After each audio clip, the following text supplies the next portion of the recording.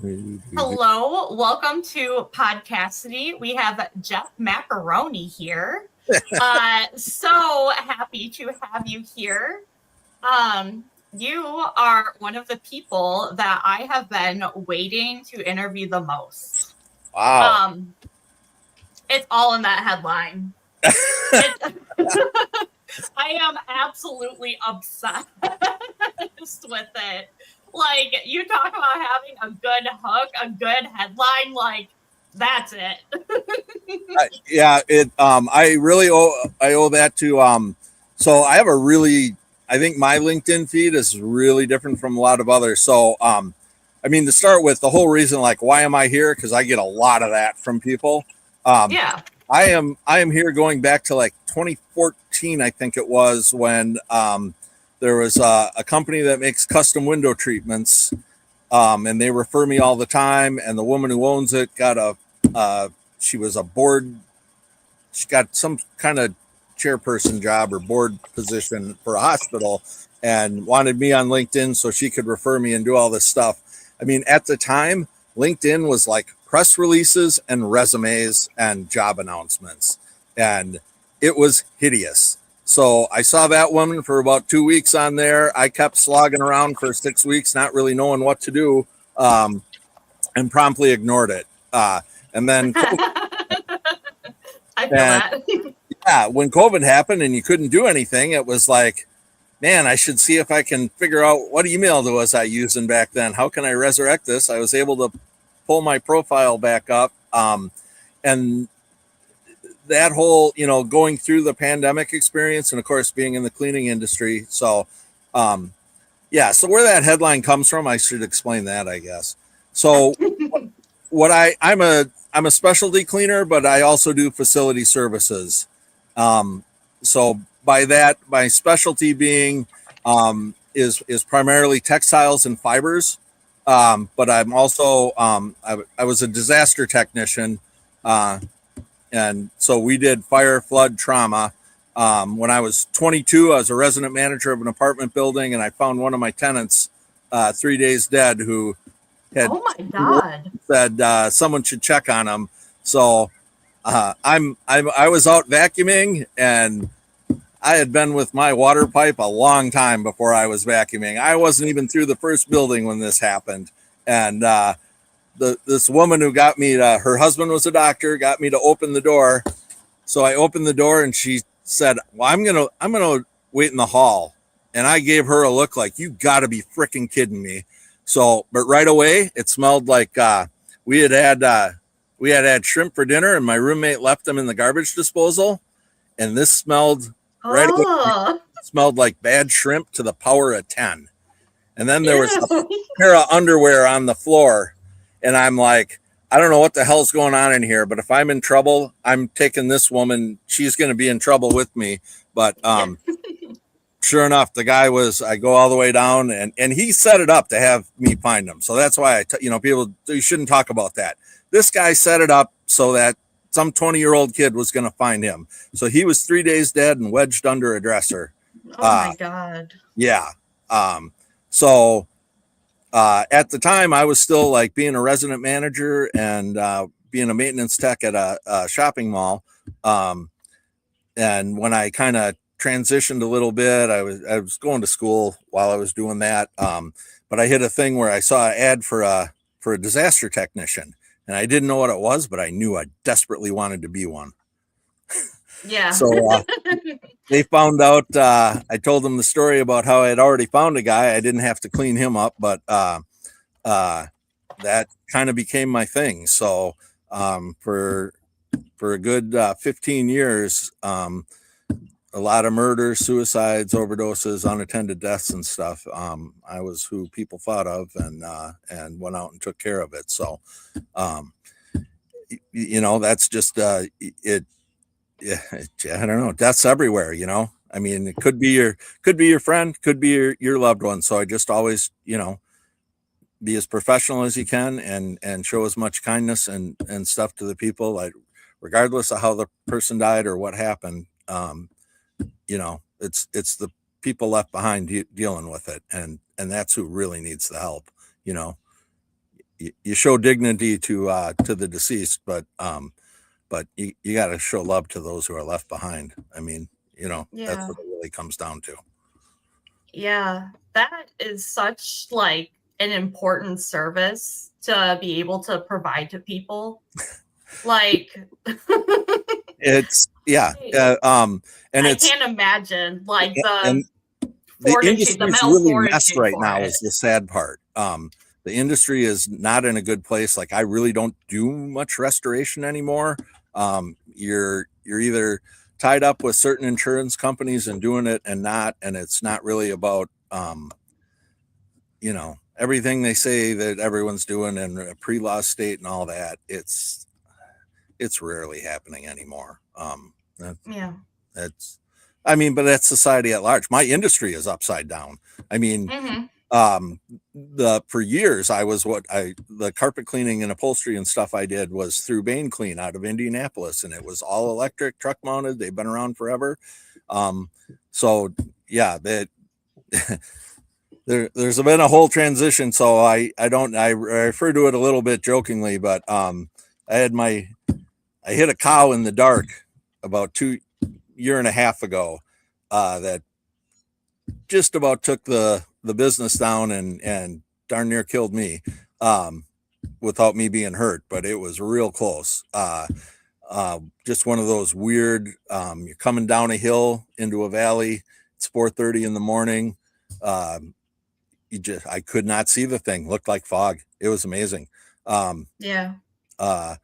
And so now I'm trying to rebuild the business, and meanwhile the whole industry, there's a huge question of what the carpet industry, as far as I'm concerned, is in trouble over their PFAS stuff, and now they've limited like who's allowed to clean a new carpet for the warranty stuff. There's just there's upheaval everywhere. So like that's why I'm kind of sensitive to the people who are like either losing jobs to AI, or increasingly there's people around me who are going to lose their lands for like power lines on a level we've never seen going across the driftless area of Wisconsin, which is a sensitive, rare area.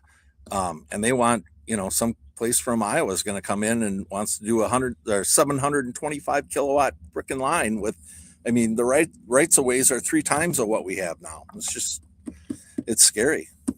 Scary. Yeah. Boy, I'm a lot of sunshine.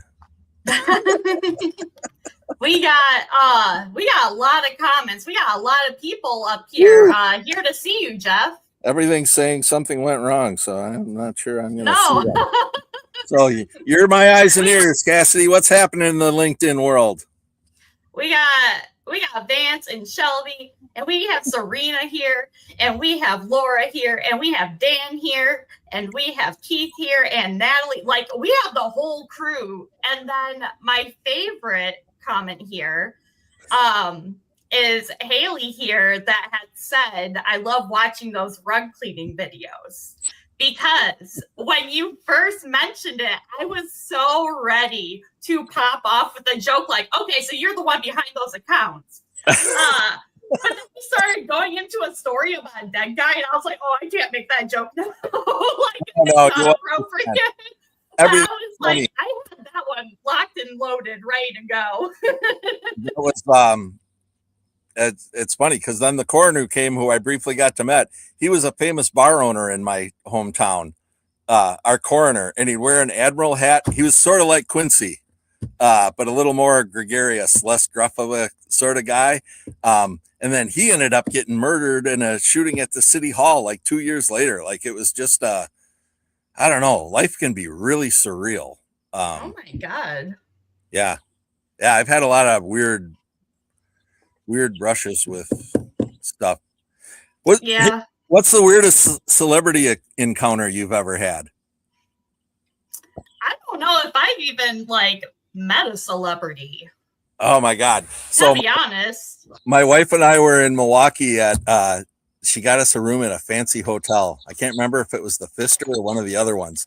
And there's this the one of the maintenance guys, and it was this old guy with a whole bunch of keys, and he just looked flustered and everything, right? Well, first, no, that's it. We get on, right? And we saw Garrison Keillor was in town for a show. So who? Garrison Keeler, who used to be on NPR, he had that Lake Wobegon guy. You might. Sounds a little before my time. I'm not gonna lie. He was a thing for a while, right? And we saw him, and we're making a joke on the elevator. We're like, "Look, there's Gary," because his name's Gary, but he called himself Garrison, and he was like, And then later he turned out to be like Pervin as interns or something. So that's why I make fun of him. Oh my God. So we're saying that the doors open and he walks in and gets on the elevator with us. And we're both like, oh my God, did he hear us? And then the very next floor, this old facility services guy gets on. And I look at him and I said, looks like you're having a weekend. And then he went off on a litany of all the things happening in the building. We got bikers and some kind of radio highfalutin guy, and freaking Garrison Keeler is trying to disappear into the corner of the elevator. And I'm just trying to get this facility services guy to talk more and more, because I can tell how uncomfortable it's making this freaking Gary. Yeah. So I don't know. That's just a fun little celebrity encounter I had. Natalie says that I love Prairie Home Companion with 2 exclamation marks and a question mark in all caps. So she was very excited about that. Well, Natalie should know I was also a contestant on What Do You Know with Michael Feldman. Yeah. Michael Feldman. That was broadcast out of Madison. I was on that a couple times.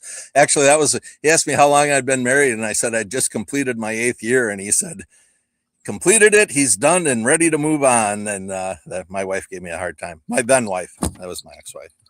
Yeah. Yeah, it was great.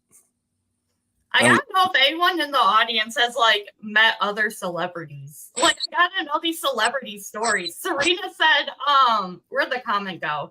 She said that Zac Efron once waved to her when touring the SNL studio. Nice. Then you act like, no, not you, the guy behind you. I'm waving at him. Yeah. I know. I worked a lot of retail, but never really ran into any celebrities or anything like that. And then now I don't work any retail, and I never leave the house. So there's not possibly a chance for me to meet a celebrity, and that's okay with me. Well, I'm all right with it. You gotta find a celebrity to send to your house then. Maybe Jeff Daniels will be available. As long as he brings the bottle too. He's a Michigan guy, right? Mm-hmm. I don't know. I think so. Pooja said that they met Central C. Do you know who Central C is? I do not. They're a rapper from the UK. I had a feeling that you would not know, but I had to ask. A candy bar? Yes, Pooja, that absolutely counts. Yes. I know that one. That's a celebrity I know. There you go. They're everywhere once you look. We once had one of the senators come to our school. It's a senator, a celebrity. Oh yeah. Well, yeah. I've had a congressman be catatonically drunk in front of me. Like his aides had to come up and order his drinks. All he could do, God. Yeah, drink his vodka on the rocks and stare into space. He also lost his keys and had to break into the state capitol one time. Oh my God. Yep. His so I was buddies with a graphic artist who worked for his political party. And I'm like nobody likes me. I'm kind of in the middle, so I have I got my connections kind of everywhere, but at the lower level, we're the kind of, we know all the grunts who make everything happen, and we all kind of network with each other a little bit. Yeah. Yeah. So he'd let me know all that kind of good gossip, who's horrible, who's an insufferable drunk. One of my buddies was sergeant at arms for a while for the state assembly. He was a hell of a good guy. So yeah. Tender as much as I've been everything else. So that makes I see lots of sides of life that other people don't see, and then I clean up after it. Yeah. I love that. It's It's very much behind the scenes. Lots of secret intel is how it feels. Yeah. I've been inside all kinds of lobbyist office and executive presidents, and the amount of stuff people like just leave out on desks for someone who knows what they're looking at to look at. It's pretty funny. Yeah, like I've been in lots of lobbyist office. I've been up above. I've been listening to those guys for so long when they had no idea anyone else was around or could hear them. But it's funny how heating and ventilation ducts work, that your voice can carry a lot farther than they think. Yeah. And some of them are good people, but I'll tell you, there are some people that it would it's very disappointing to see the levels of power that some really immature people have risen to. Yeah, there's a reason I'm cynical as I am. I definitely feel that. I think the closest I've come to anything like that was when I went to an event, and it was at the Michigan State Capitol, and I had to use the bathroom. So I went into the Capitol because it wasn't in the Capitol. The event was on the lawn outside the Capitol. Yeah, I get you. Well, also, it was a substance abuse conference. One of the companies that I work for. Now I feel the need to explain that I was not there as like a participant. Not that there would be an issue with that, but you poster child. Yeah. But the company that I work for, they hire recovery coaches, which are people that are in recovery and then help those that are trying to get sober. So we were there in that capacity, helping them. Sure. And when I went into the building to use the bathroom, they had like the full security. There were 2 like guards lined up. Like I couldn't believe how locked down they had. I was like, what is happening here? But I went on a honeymoon trip and I had to show my ID at the California DMV in Sacramento just to go throw up. To go throw up?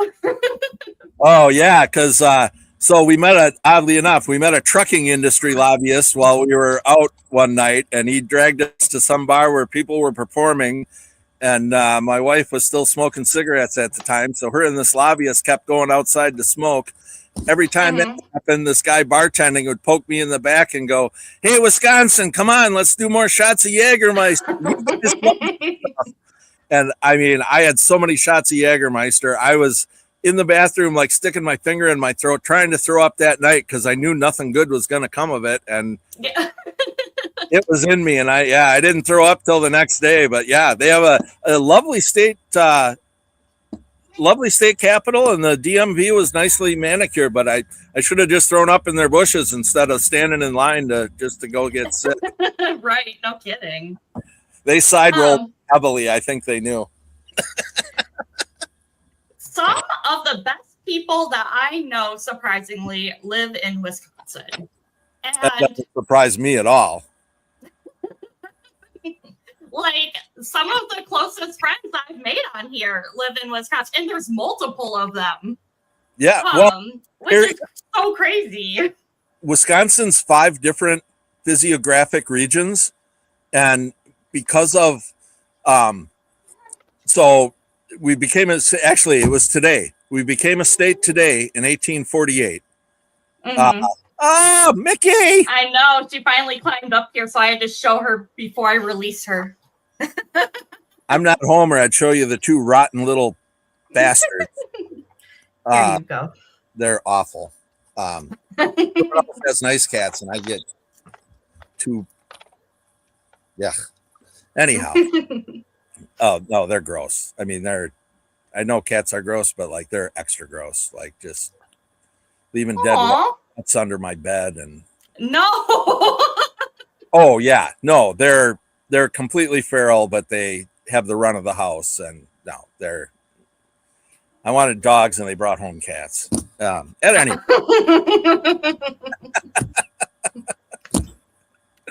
yeah, led me to that, but no, yeah.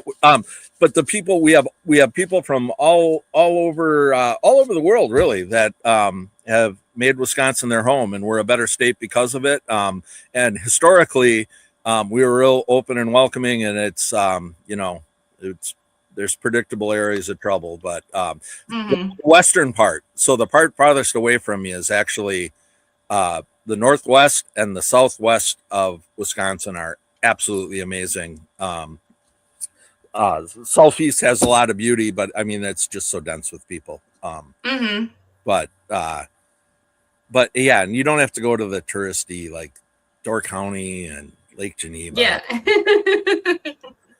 Right. It's fine if you really want to, but there's so much to see that isn't that. And no matter what the people believe, still by and large in most communities, everybody's pretty friendly and welcoming. And I mean, that's what I miss about the old Big Ten.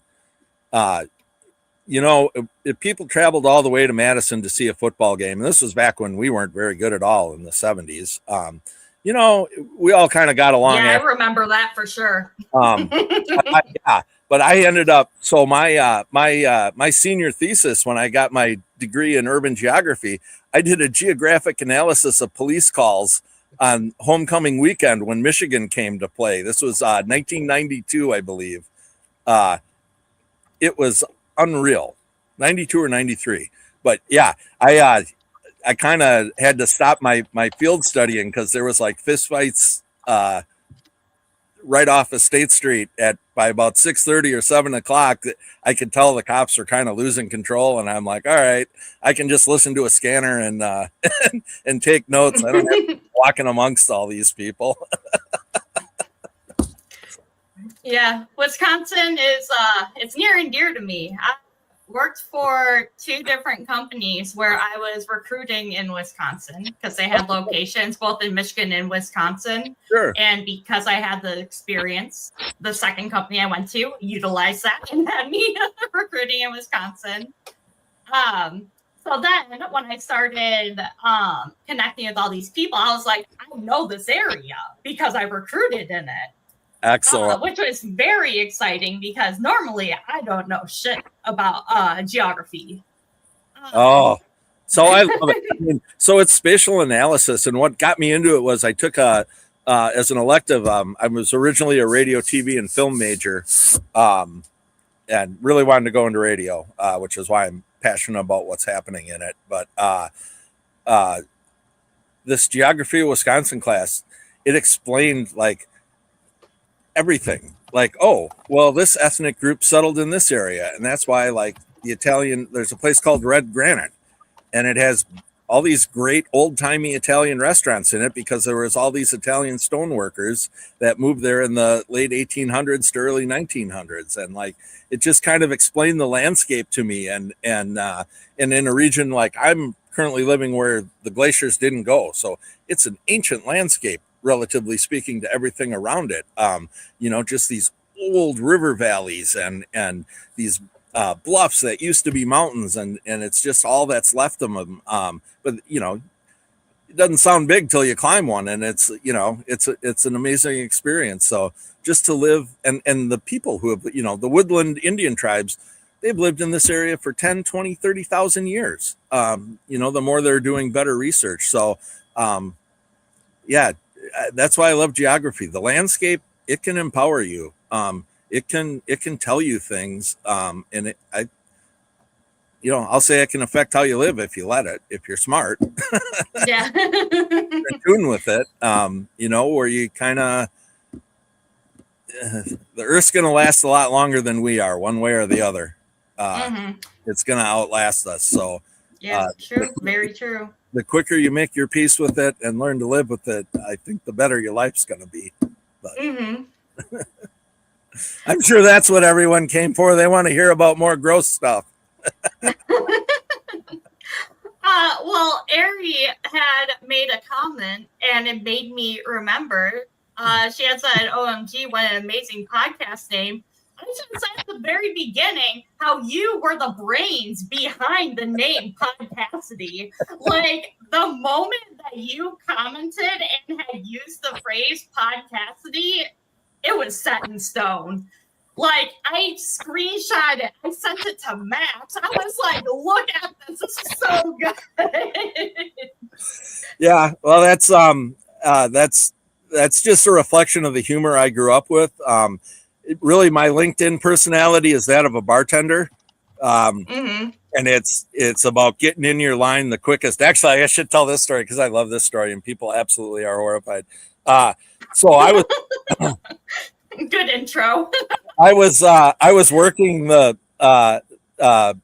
Sundays. I used to always work. So it's Sunday afternoon. I'm working the bar and I got about 15 people in there. It's early afternoon, smattering of regulars and people I've never seen before. And suddenly my phone buzzes and I take a look and it's a CNN news bulletin saying Kobe Bryant just died as his helicopter went into a mountainside in the fog.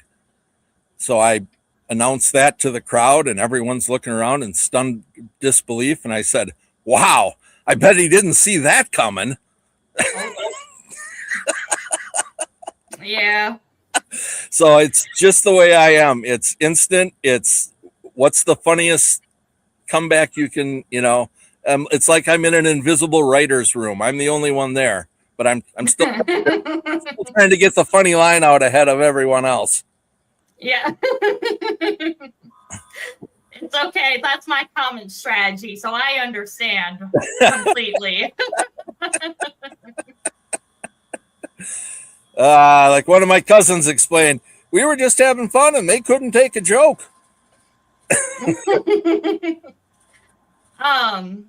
When I had gone to Chicago and met up with Serena, we were talking about helicopters, and we had asked Serena's mom if she would trust that, being in a helicopter with Serena being the driver, and her mom obviously said no.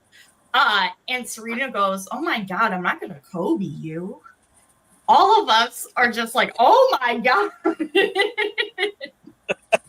But yeah, that kind of humor is like, those are the people that are around me that I attract because that's my humor too. That's what's going to keep you young and relatively sane. Yeah. What would you say is the craziest thing that you have seen happen in your time bartending? Wow. I don't know if it's the craziest, but this is the best thing ever. This is the best one of my favorite moments ever. Outside of, well, yeah.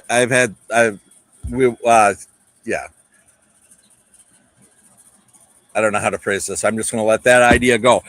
So I had this guy, right, and he was a trust and did trust and wills like an estate lawyer.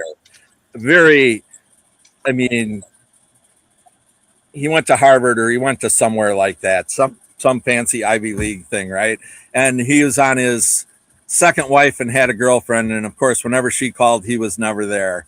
So, of course, it's the afternoon. He's chatting up two women over at a side table, and I get the call. Is Wayman there? And I'm like I'm looking straight at him. I go, I haven't seen him. And within 60 seconds, she's in the door, literally grabs him by the ear and tugs him out of the bar, out the door. And I'm cackling with laughter at him. I mean, it was one of the most deliciously delightful things I had ever witnessed at the bar. It was such a hoot. But the other Gracie thing was we had a regular that always had a backpack, right? And he worked at a pizza place. He'd come in and have this backpack. Well, my crazy friend, Kevin, found a thing of weights, right? Like dumbbell weights, this whole box. He dragged it to the bar one afternoon. And ever since, every night he'd stick another weight in this guy's backpack.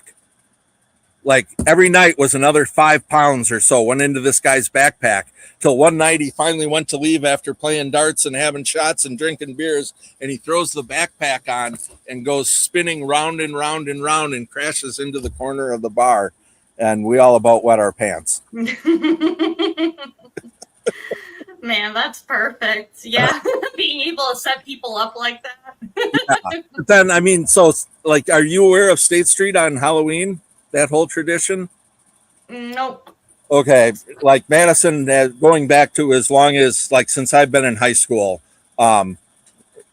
there's been these parties that were started out the student organization, like they got huge, massive, everyone in costume packing a 6-block street, just crazy amount of people.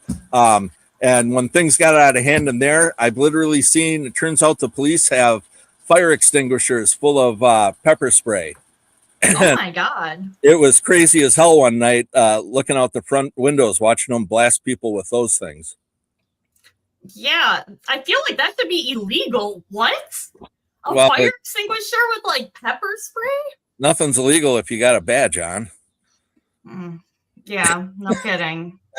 I mean, but we don't gotta go into that. Yeah. we're gonna keep happy, positive thoughts. This is a good, happy Podcassidy. Yeah. All right. Well, it says you do gross things for fun and profit. Do you consider it fun to do like those cleanups, or do you do other gross things that are fun?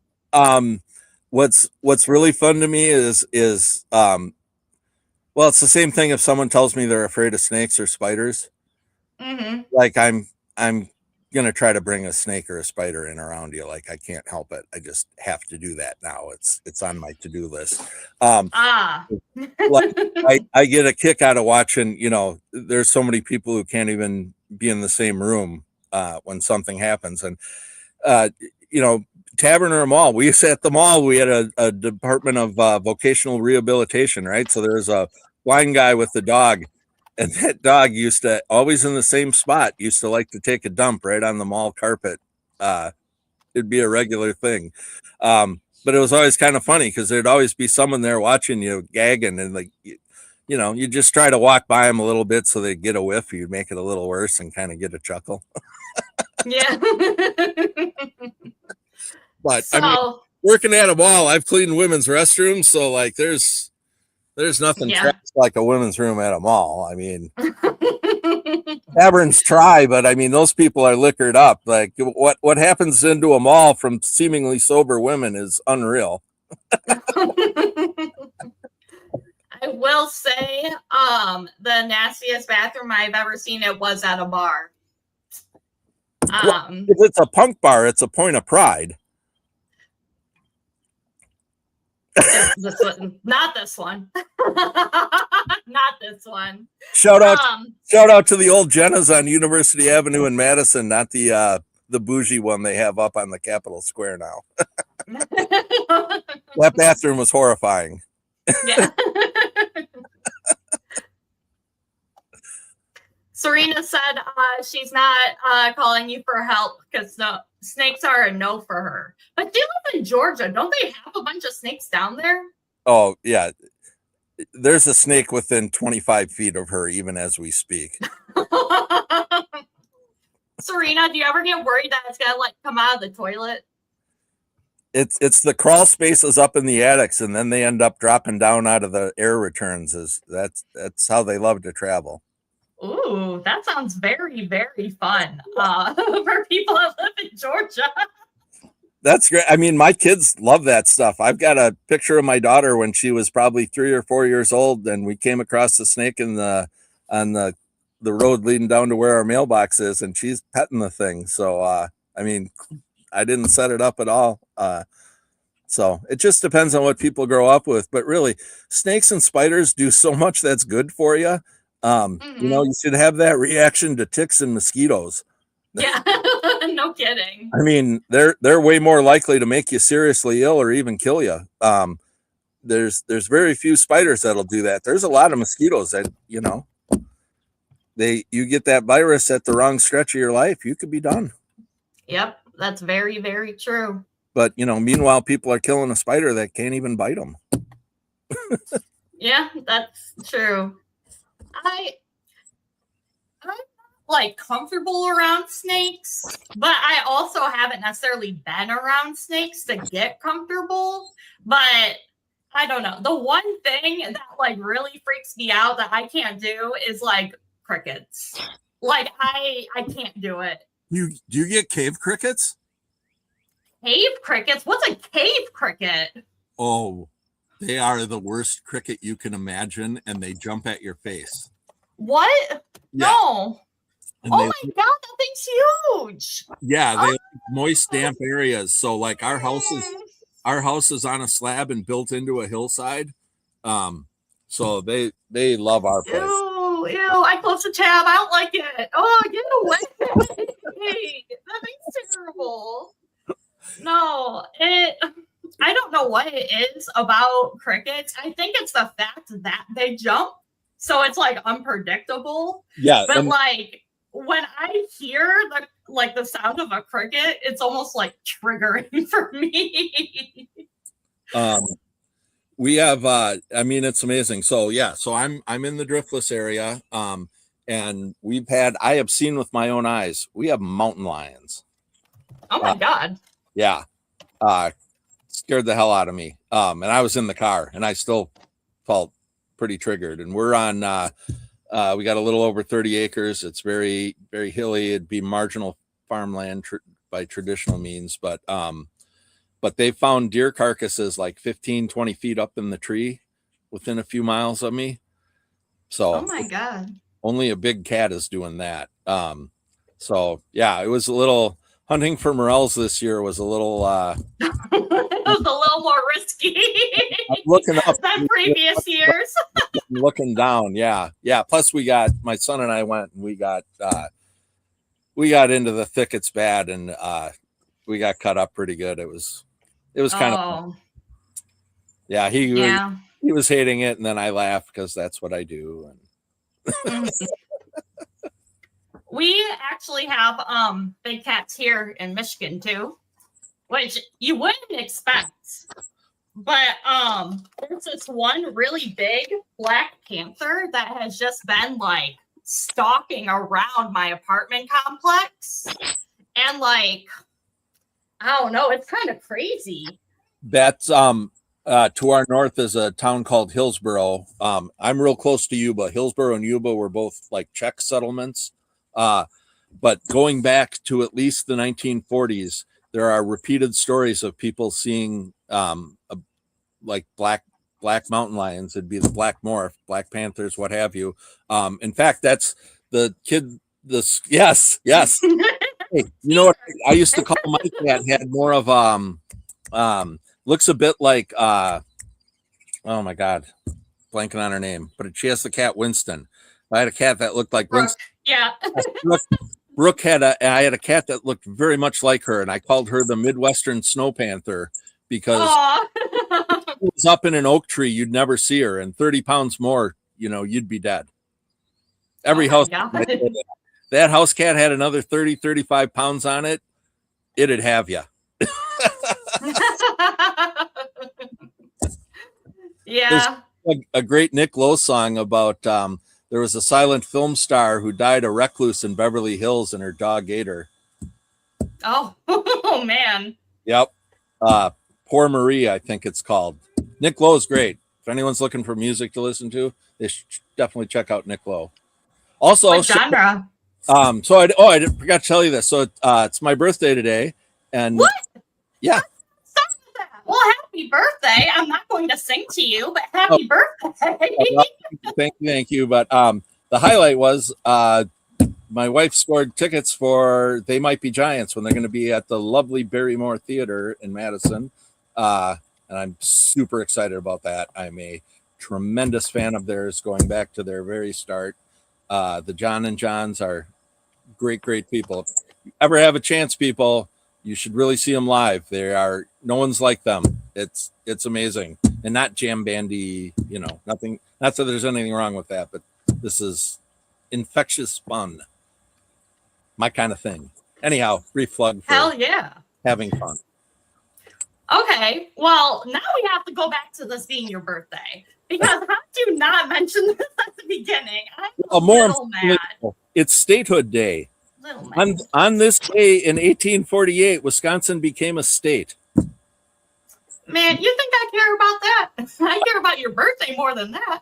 Well, when I'm governor on today, there'll be brats and beer on the Capitol lawn. So, all right, the day that better, doesn't it? when you're in politics, I'll consider moving over to Wisconsin. Actually, I have run for alderperson before, and I've been a governmental affairs director and a vice chairman of a county level political party. Just not one of the big ones. Oh, yeah, very nice. I was a very active libertarian in the late 90s into the 2000s. But like no one really knows what a libertarian is, and none of us agree. So, nobody should fly off the handle at that, because whatever you think a libertarian is, it's probably not really what one is. Yeah. Man, without turning this into a political science thesis. What a life you have lived. Like, that's crazy.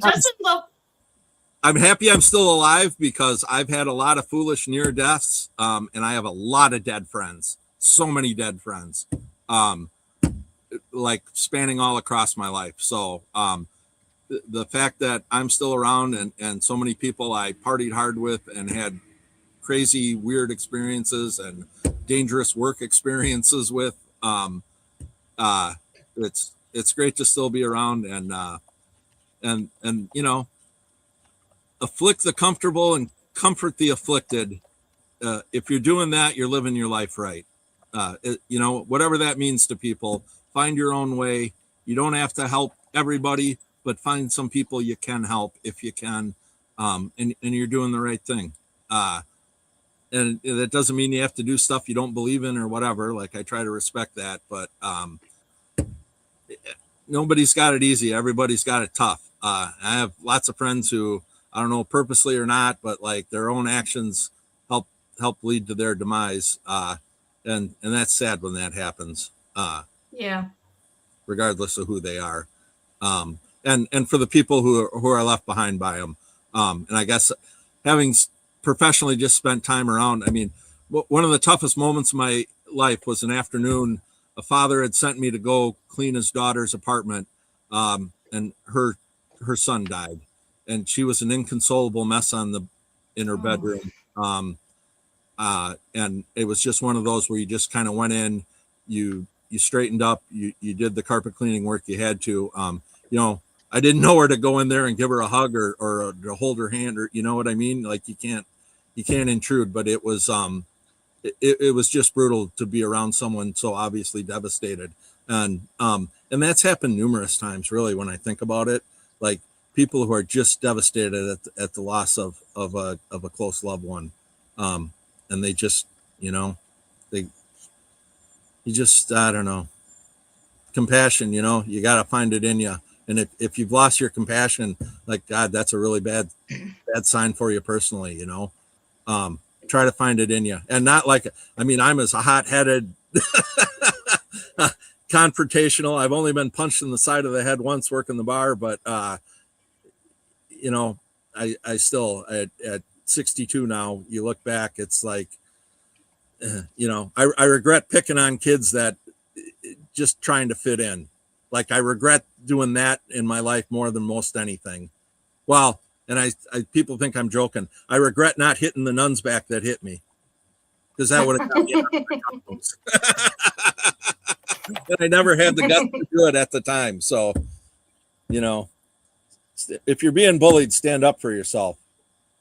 Don't think it won't help. It never hurts. It's not going to make it any worse. Yeah, that's true. That's very true. That is something that I have very much changed, like, since I turned 18, was like learning to be able to like I say 18, but it definitely even took longer than that. Because I was just always saying yes and just like a doormat pretty much to everyone. And just running myself dry all the time. And yeah, I finally had to like put my foot down, and it felt good to do it. So To that set was, boundaries.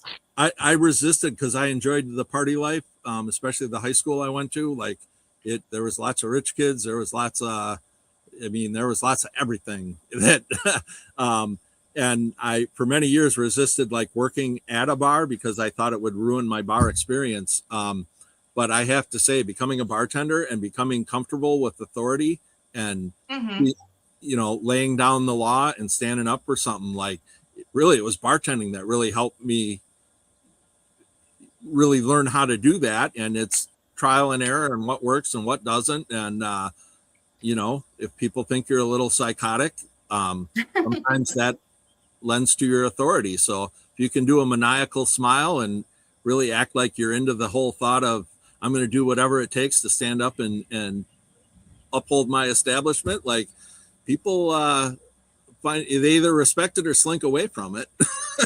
Yeah. Yeah. I used to have like even worse social anxiety. And now I talked a little bit about my anxiety, but like it was so bad in high school, and then like in the years afterwards, still wasn't great. But when I got into recruiting and I had to meet KPIs for making certain number of phone calls, and I didn't have a choice but to make cold calls and to call people, I literally, like, my heart would be like beating. I'd be like, okay, Cassidy. My eyes closed, just hit the button to like call, and I'll be like, okay, well, it's already ringing, can't do anything about it now. So really pushing myself into it. Yep. And working there fucking sucked. Awful place. But I did get that experience out of it, and it did help my communication a ton. It really does. But that was I used to clean for a place that was like a boiler room, and they sold access to the Masters golf tournament. And it was up on the whiteboard, and they would, wherever the Final Four basketball tournament was going to be that year, they would say, oh, we have one of our clients is in blah, blah, blah city, and they're putting all their excess money into the basketball tournament. So we have all these spots at the Masters open for you. And it was just, a boilerplate pitch to get engineering firms or get whoever to bring their high dollar clients to, take them to the Masters and try and get some business out of them. But it was like 30 people in a room at cubicles, all saying the same thing with just their own way of trying to personalize it and be conversational while they're reading off a whiteboard. And this is just comical to me, that like, that's how people can literally provide and make a good living. It's just, I don't know, the soullessness of it. Yeah. But, it would take everything in me to not like want to erase that whiteboard every single day, going and cleaning like, oh, I thought I needed to be clean. Sorry. Yeah, it was, that whole thing was weird. I mean, you can't characterize so the guy who owned the company was like fairly wealthy, or at least leveraged to appear very, very wealthy. But like, he was cheap in so many comical ways that you just end up laughing at them. Like, you can tell when they're out of their element and they say things that make sense to them. But like, it's like, dude, you've never like actually done vacuuming in your house. Like, you don't, I don't know. It's just funny. Very basic things. They're actually one of there's like a $5 million house in a community I clean in. Right. So I get sent out by the carpet, the people who sold him the carpet, and he's got some, I don't know, hardware store spot remover thing. Right. And he's been trying to get spots out of this white carpet from where their dog pissed. I mean, this is a house that has 2 bowling alleys, as a wine bar bigger than most supermarkets or anything you would go to. It had a third court basketball court. Oh my God. There was a hidden, right. It was like a $5 million house. Anyhow, and this guy's going crazy, like, how come you can get those spots out and I can't? And I'm like, why do you want to? I said, if you really want to, like, I'll go shopping with you and I'll show you the stuff to buy and I'll teach you how to use it. But like, why are you going to spend that much time when it was like literally for $250? Like, I came out and take the spots out. Why? How does you're going to spend 4-5 times that on stuff? Like, what are you doing, dude? But he just, I don't know. Founder personality. He developed software for a unique service industry. I'll leave it at that. But just the mindset behind it was just curious to me. Because that's the thing about the really, really wealthy. There's nobody to check their idiosyncrasies. Like, yeah. There's someone I got to be very careful about not mentioning. But like the way he treated his wife, like told me everything I needed to know about him. And he, a billionaire that had run for public office, that I had cleaned for. I'll leave it at that. But it just like, wow, you're not only a phony, you're a bad dude. It just they are that, and that was I went to my dad like was hell bent on me going to a very expensive high school, and we lived right by it. But he was a human service administrator, so that was pretty much the money. So I went to an expensive school, but I usually wore like Montgomery Ward clothes. You can imagine how well that goes over. That ain't gonna play. So I don't know, and I just see and like to this day, I find fashion like just this ridiculously, like it's one thing like, oh, I go to the thrift store and I create my own fashion and do whatever, like that's fantastic. But this whole like, oh well, this is in this year and that's out and this I can get rid of because like nobody wears that, like, oh my God, I can't. I find that, I'm agnostic, but that's sinful to me.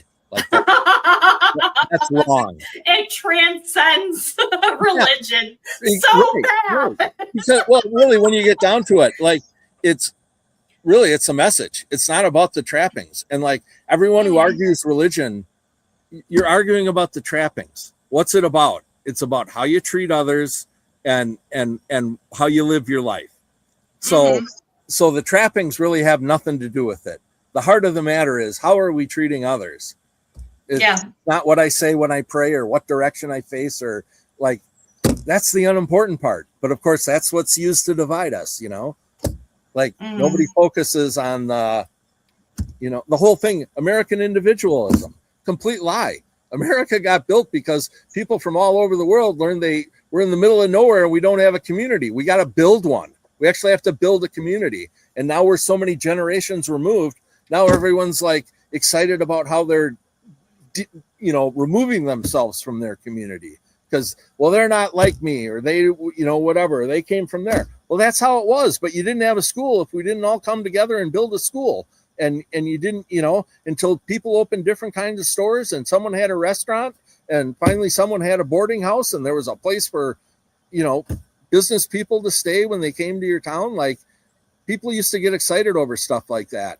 And now we're we're arguing over dumb stuff, like stuff stuff that's none of my business, Yeah. I mean, there's a healthy amount of no, for real. but I don't need to know, like, it's like when your cat comes in and as oh my God, and now I'm gonna forget her name, but I love her. She's she lives in Montana, but she had a beautiful photo of her, and a cat was licking its butt in the background. Slurp, and I'm just like, yes, that's fine that cats do that, but I don't need them slurping right in front of me. It's the same thing, but like more power to them for doing that. Like that's how they live and survive. I just, I don't need to celebrate it in my face. But everyone should do their own thing, like public things. Everyone should do their own public things publicly. I'm all for it. Anyhow, I'm sidetracking. Oh, sidetracking from our non-existent topic. Yeah. From our non-existent setting. I will say this to everyone. Hey, LinkedIn is what we make of it while we're still on here. And I can tell, like, when I started getting pretty vocal about some AI stuff, my LinkedIn app is really glitchy. Like, it's really hard to post stuff. Does that discourage me? Because I know they don't like it, and they're not. And I'm, if you follow, and this is what I love about LinkedIn. I mean, I have so many people from the UK that I met during the pandemic, and I focused on copywriters and website people because at the time, like, I thought that was important to my business, and now my business is I work with who I work with, and I kind of recruit, and I'm like anti-social marketing now, or anti. But that's a thing, because the more hard you make it to work with you and act like you're exclusive. Oh, no. That I'm going to give that bastard enough. He's going to come to my house and get my little toy poodle. That's the other thing. I mean, rich people with like delicate fabrics and out of control weird drugs, and like, it's amazing. It's just amazing how asinine our social betters are. I segue all over the place. I'm like one of those weird things that Joe bore or rode around in on Arrested Development. Yeah. Hopefully that's a more recent reference for you instead of my. Yeah, I have seen Arrested Development. Yes. That's fantastic. We are good with that one. And Bob's Burgers. I saw that on your thing. You like Bob's Burgers? Yes. Yes, I do like Bob's Burgers. Bob's Burgers is so underrated, and it is, every small business person should totally 100% relate to that show, because so much of that, I don't run a burger place, but that is my goddamn life in many, many ways. And yeah, very underrated show that should have more people loving it. And there should definitely be more Bob's Burgers memes on LinkedIn. I agree. I'm just saying, it shouldn't just be me, because then I look culty. You got to help me a little. Well, now my next question is, do you believe that Serena is Louise? Yes. She gives Louise energy, right? Yes, she does. But she's got a touch of Tammy in her. That's crazy. Oh my God, I said that about her. Serena, I need to know your thoughts on this. Because we talked about the fact that she is Louise, but having a touch of Tammy is crazy. She commented, she said, most people said I'm Tina. No, she doesn't. I don't know how to take it. She's not Tina. No, she's not Tina at all. No, but she's got a touch of Tammy to her. Most definitely people said Tina. Most people don't know her, is what I think. No, this has been the cool thing about LinkedIn. Like, I had so many people like Jacob, who lived in St. Louis, who I actually got to hook up with in Hannibal once, like my one great hookup. Then there was another Natalie who I think has disappeared. And I hopefully will still get to meet up with her sometime. Phenomenal. There's some phenomenal people on this platform. And really, like, the whole getting exposed to the UK perspective and the Ireland perspective, like, LinkedIn's been great for that. And I do really appreciate that. It's helped open me, expose me to a lot more stuff than I definitely, yeah. A lot of people in America use LinkedIn weird, and especially locally. Like, a lot of the local people do not like me, but I used to work for City of Madison government, and I've driven a garbage truck. I left that when I got, they sent me back for a dead deer that I thought for sure I wouldn't have to pick up. Like, someone hit a deer, dragged it home, and tried to home butcher it and left it over their garbage cans. Oh my God. So I left that, and I went and I told my foreman, and he's like, no, you're not supposed to get that, Jeff. I'll even check with the office. You're not supposed to do that. And he came back 5 minutes later like, I'm really sorry, Jeff. I got to send you back for that deer. So I had to go back and like kind of chop the thing in half, and I'm wrestling it into my garbage hopper. And all of a sudden I can be like, what the hell is that? I had a bunch of maggots that fell off the deer and were on top of my head. So, Ew. yeah. So like people think, doing gross things for fun and profit. There's a lot of people out there we're doing gross things every day. Yep.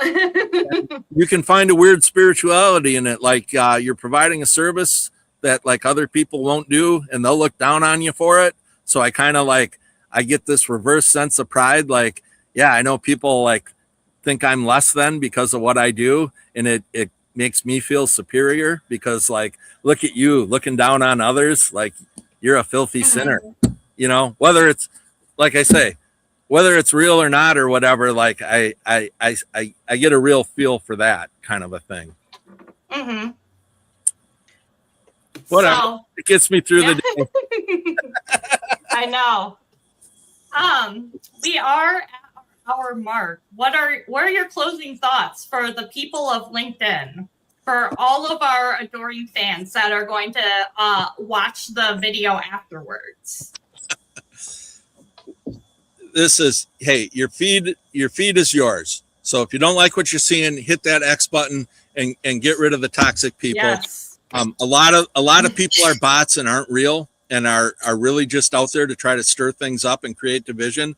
So if you can, don't engage with that crap.